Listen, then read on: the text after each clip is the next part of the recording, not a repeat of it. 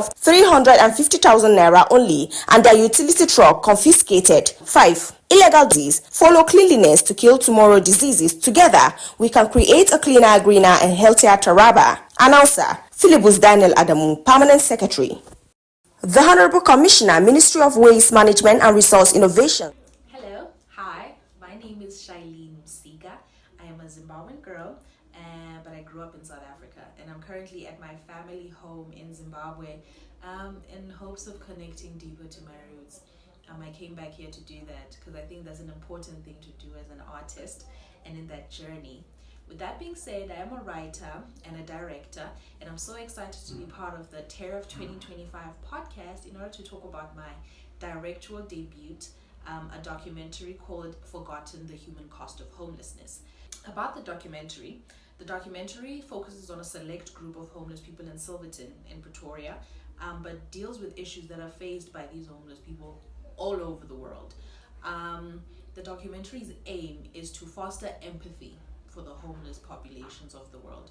I find that many times, or these days, people have become so desensitized to the issue of homelessness, so much so that they find it very easy to walk by homeless people, forgetting that these are not non-playable characters.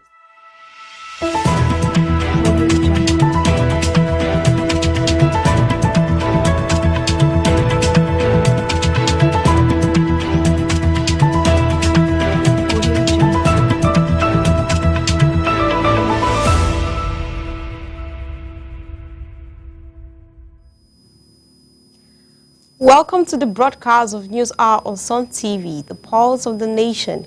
You can also follow us on Facebook at Sun TV and on YouTube at Sun TV Live. Now the major headlines. Peter Obi condemns killing in Taraba, Benue, Kogi and calls for government silence complicity. Oni of Ife donates lands for construction of World Ife Temple in Ile-Ife. And Lagos converts 65 vehicles to CNG, targets 550 by July 2027 in clean energy drive. My name is Mercy Juru, and now the news in full. Peter Obi, the former Anambra State Governor and Labour Party presidential candidate, has condemned the ongoing violence in Taraba, Benue and Kogi states, calling it a national tragedy and a failure of leadership. In a statement posted on Wednesday on his X, Obi described the killings affecting women, children and religious leaders as senseless and said the government's muted response has allowed the bloodshed to continue unchecked. He warned that the normalization of mass killings and displacement threatens the nation's moral fabric and future. Obi urged immediate action to restore peace and justice, asserting that silence in the face of such atrocities amount to complicity. The Oni of Ife, Oba Adeyeye Ogunwusi, has donated 3 hectares of land in Ile-Ife to the International Council for Ifa Religion for the construction of the World Ifa Temple. The council, in a statement by its president, Fayemi Fakoyode, described the gesture as a significant step towards preserving Yoruba spirituality and culture. The temple, expected to be the largest of its kind globally, would serve as a major pilgrimage site for traditional worshippers. Construction has commenced on the site located near the stadium area Route 7 at Ile-Ife. The Lagos state government has converted 65 vehicles to run on compressed natural gas and plans to convert an additional 550 by July 2025. As part of its clean transport initiatives. The Commissioner for Energy and Mineral Resources, Biodun Ogunleye, announced the development during ministerial briefing, marking Governor Sanwo-Olu's 6th year in office. He noted that 85 technicians have been trained, 17 master trainers certified, and 17 CNG stations, and 11 delivery trucks are expected to be operational by October. The program aligns with the federal CNG initiatives and border state effort to ensure sustainable, affordable energy and support the 24-hour economy. Similarly, the Lagos state government has warned developers and property owners against removing official seal placed on buildings that violate planning regulations. The Lagos State Physical Planning Permit Authority stated that such actions are illegal and punishable under the law. General Manager Kehinde Onisiakin emphasized that sealed properties have been found in breach of the state's planning laws and tampering with seal constitutes a serious offense. He urged affected parties to seek resolutions through the appropriate district office rather than reporting its illegal actions, reiterating the government's commitment to orderly and safe urban development. Nigeria and Ghana are set to renew their historic football rivalry today at the G-Tech Community Stadium in London as part of its Unity Cup tournament. Through billed as friendly, the match promised highlight intensity with both sides aiming to assert dominance in what is widely known as the Jollof de Paddy Ghana, led by Otto Addo, seek to maintain momentum after recent World Cup qualifying wins. While Nigeria under new coach Eric Chile looks to rebuild the following mixed results. Key players are missing from both squads, but experienced names like Jordan Ayew for Ghana and Ahmed Musa for Nigeria will feature. The match also highlights cultural ties and diasporal pride, drawing fans across Africa and the Caribbean. Resident of Oke-Oko in Ogun State, Obafemi Owode local government area, has appealed to President Bola Tinubu, Governor Dapo Abiodun, and the Inspector General of Police to intervene in alleged illegal and mining in their community. They accuse the CEO of Ojibas Nigeria Limited, Alhaji Tajuddin Abioye, of environmental degradation and using security operatives to shield his operation. Abioye denied the allegations, claiming he has all necessary approvals. The community, citing intimidation and failed attempts to seek readiness, warned of possible self-defense actions. State police and military authorities urged residents to formally report the matter for appropriate actions. The Nigerian police has begun deploying modern security technologies to safeguard schools nationwide, and according to Abiodun Shogunle, National Coordinator for the Schools Protection Squad, speaking in Lafia during a school security forum, Shogunle said the initiative, backed by the Inspector General of Police, is aimed at countering threats like kidnapping and banditry through proactive measures. The SPS will work with other agencies to ensure the safety of students and staff. The IGP, represented by the AIG Zachariah Achinya, expressed the importance of school safety, while stakeholders praised the initiative as a timely response to growing insecurity in education. Saudi Arabia has announced that Eid al-Adha has been observed on Friday, June 6, 2025, following the sighting of the crescent moon marking the start of Dhul Hijjah on Wednesday, the May 28th of the day of Arafah. The peak of the Hajj pilgrimage will fall on Thursday, June 5th. The announcement shared by the Haramain Sharafan allowed Muslims worldwide to prepare for the sacred events, which include the Hajj rites and special prayers, charitable acts, and the symbolic sacrifice commemorating Prophet Ibrahim's obedience to God. The Nigerian Financial Intelligence Unit has flagged over 48 billion naira in suspicious transactions linked to Dubai and Hong Kong between January 2021 and September 2024. In a recent report, the NFIU said it received 401 suspicious transactions between 29.6 billion naira traced to Dubai and 18.6 billion to Hong Kong. The agency warned that both jurisdictions have become hotspots for illicit financial flow due to the regular gaps, shell companies, and weak enforcement.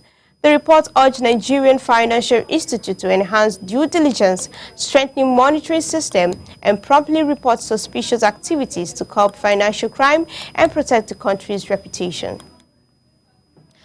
The People's Democratic Party held its first National Executive Committee meeting in over a year amid internal crisis at the sealed National Secretariat.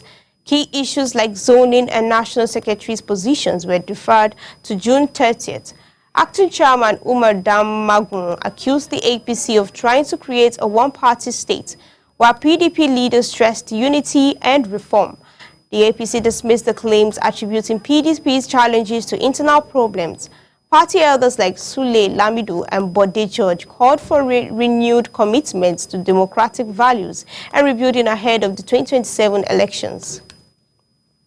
On to Edo State, the Health Insurance Commission has enrolled 450 children from 5 registered orphanages into the state health insurance scheme as part of activities marking its year's Children's Day. The commission also settled outstanding hospital bills for children whose family could not afford treatment. During the visit, the orphanages and health facilities across Edo, 3 senatorial districts, officials distributed gifts, bags, and reaffirmed the government's commitment to inclusive and equitable health care. The initiative was described as a step toward ensuring that the vulnerable children have access to quality medical services. Benue State Governor Haitin Alia has voiced frustration over the state worsening insecurity, stating that despite deploying more security personnel and hosting top security officials, no arrest has been made. Through its media aide, Kula Tasso, the governor responded to criticism from a faction that all Progressive Congress loyal to SGF George Akume, which accused him of lacking capacity to address the crisis, following attacks that claimed 42 lives. Alia defended his administration's efforts, including providing 300 motorcycles to support security operations, and urged critics to consider past administration's struggle with similar violence. The faction, however, called for urgent federal intervention and a board security summit, accusing the state government and legislature of inaction amid escalating violence. A non-governmental organization, Community for Life, has called for the elimination of harmful widowhood and inheritance practices affecting women in Imo State. During a training session for women leaders in Owerri North, the organization's program manager, Cecilia Osuku, highlighted discriminatory customs such as denying women inheritance rights, isolating widows, and subjecting them to degrading rights. He urged traditional leaders and communities to promote gender equality and end practices that marginalize women. Participants also advocated for equal treatment of male and female children, condemning early marriage, and pledged to spread awareness at grassroots forums. Let's take a brief commercial break. Don't change the channel. We'll be right back with more exciting updates on Sun TV.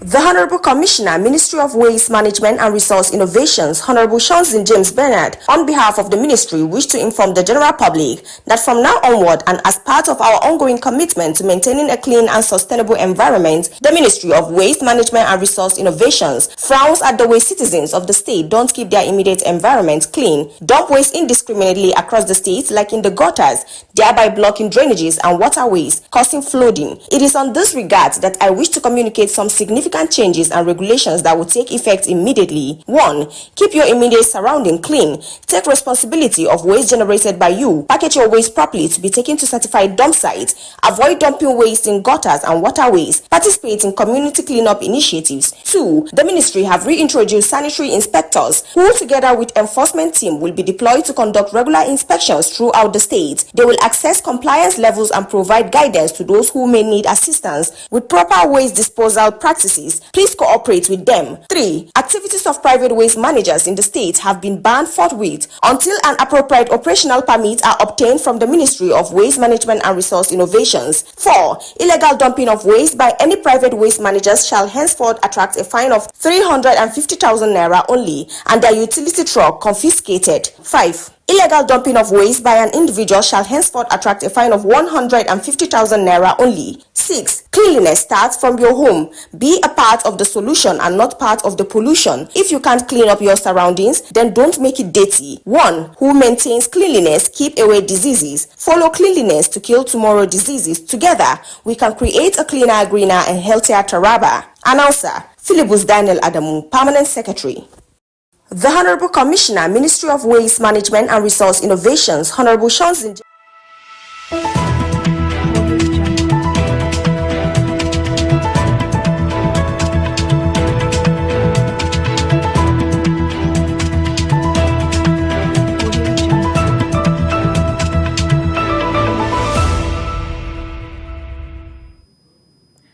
Welcome back.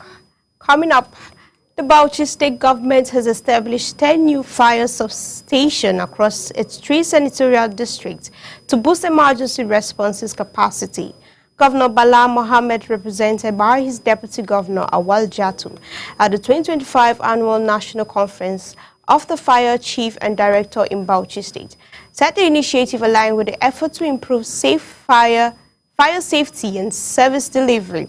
The state has also increased allowances for the fire personnel, enacted fire safety laws, and invested in training, equipping, repairing, and facility upgrade.